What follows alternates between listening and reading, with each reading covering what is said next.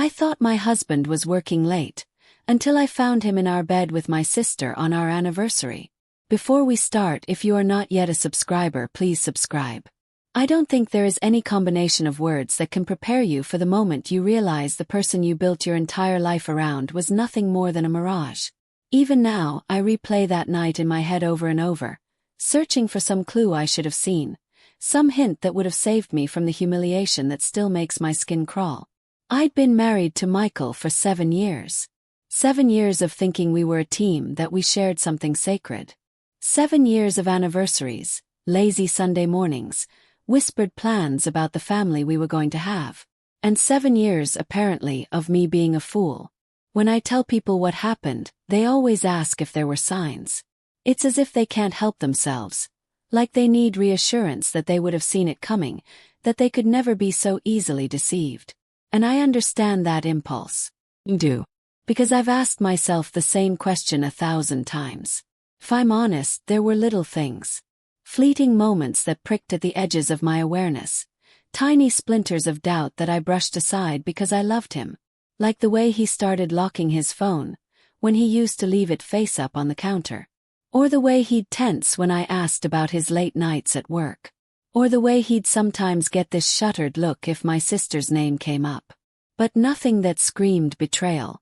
Nothing that prepared me for the image seared into my memory so deeply that even now, if I close my eyes, I can see every detail.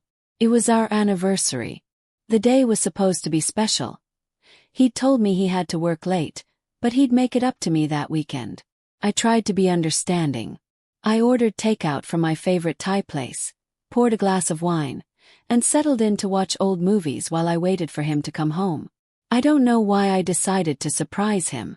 Maybe I was feeling sentimental. Maybe I wanted to remind him how much he meant to me.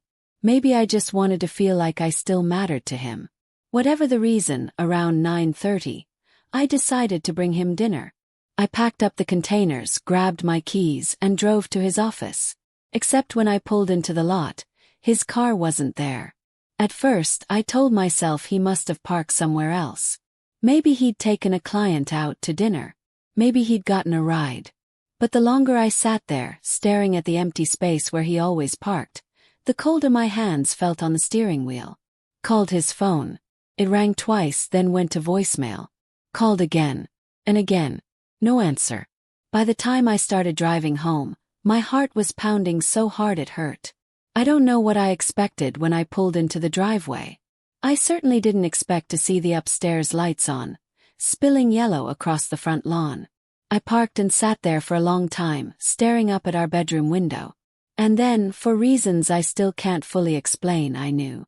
Not in that vague, uneasy way I'd felt before. He knew. I left the takeout in the car. I climbed the porch steps one at a time, feeling like I was moving underwater. I unlocked the door, stepped inside. The house was quiet except for the soft hum of the dishwasher and the faint strains of music drifting down the stairs. Music. The playlist Michael had made me the first Christmas we spent together. I walked up the stairs, my legs trembling so badly I had to grip the railing. When I reached the bedroom door, I hesitated. For one final moment I thought maybe I was wrong. Maybe there was some other explanation. And then I heard her laugh. My sister. I didn't even realize I'd opened the door until I saw them. Michael tangled in the sheets. My sister straddling him, her hair spilling over his chest. Both of them frozen, mouths open, eyes wide. For a moment none of us moved. Then my sister scrambled off him, pulling the sheet around herself. Michael sat up, his face pale. "Jesus," he whispered. "What are you doing here? What am I doing here?" I heard myself say. My voice didn't sound like mine. Sounded thin, high, almost curious. "It's our anniversary." Neither of them spoke. I took a step back, my gaze flicking between them. My sister was crying now, her shoulders shaking under the sheet. Michael was staring at me like he'd never seen me before. I turned around and walked out. I don't remember going down the stairs or out the front door. I don't remember unlocking my car. The next thing I knew, I was parked in front of my best friend's house, clutching the steering wheel so tightly my knuckles were white. I don't remember what I said when she opened the door, only that she wrapped her arms around me, and I finally started to sob. The hours that followed were a blur. Her husband made tea I couldn't drink. She kept telling me to breathe, to just breathe. Eventually, I realized I couldn't sit there forever. I went home around dawn. The house was dark again. Their cars were gone. I stood in the living room, staring at the framed photos lining the mantel. Wedding pictures, holiday portraits, all those carefully curated moments that meant nothing now. One by one I took them down. I didn't throw them. I didn't smash them. I just put them face down on the coffee table like I couldn't stand their eyes on me. Michael texted me around noon. "We need to talk." I didn't respond. My sister called me 6 times. I didn't answer. By evening my parents were calling too. My mother's voice on the voicemail was tight and brittle. "Call me back. We need to discuss this." As if it was some misunderstanding. As if I was overreacting. I shut my phone off. The next few days were surreal. I moved through the house like a guest, mechanically packing a suitcase, making arrangements to stay with my friend for a while. On the 3rd day Michael showed up. He knocked, then pounded, then finally used his key. I was sitting on the couch, numb, when he walked in. He looked awful, unshaven, eyes red. "Please," he said, his voice hoarse.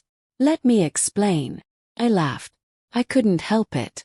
"Explain what?" said. "That you've been fucking my sister."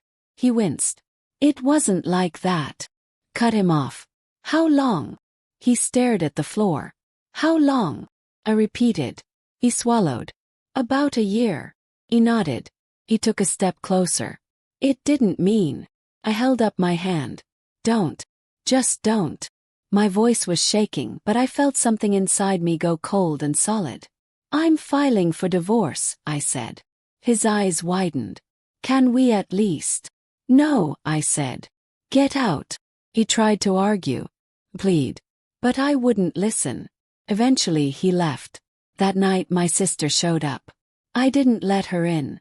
I stood in the doorway, blocking her from crossing the threshold of the home she'd helped destroy.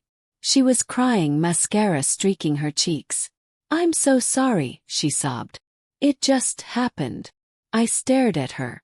"You were my sister," I said quietly. "You were supposed to protect me." She tried to touch my arm. I stepped back. "You need to leave," I said. She tried to argue, beg. But I shut the door in her face. I spent the rest of the night on the couch, staring at the ceiling, feeling like my entire life had been hollowed out.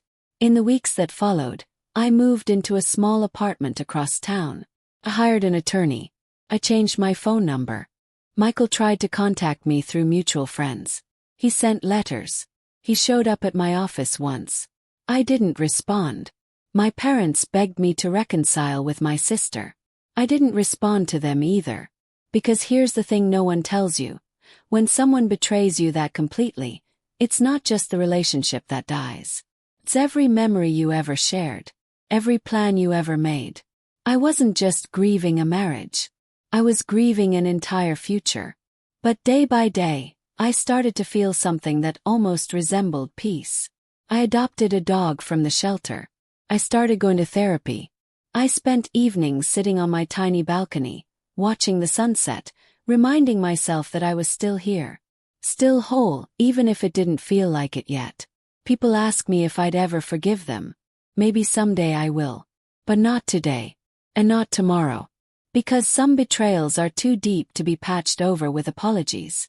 Some wounds never fully heal. But even so, I am learning to stand again. I am learning to breathe again. I am learning to trust that someday, this will just be a story I survived. And that is enough. I didn't expect the silence that followed. I thought there would be more noise. More begging, more pleading, more efforts to pull me back into the wreckage.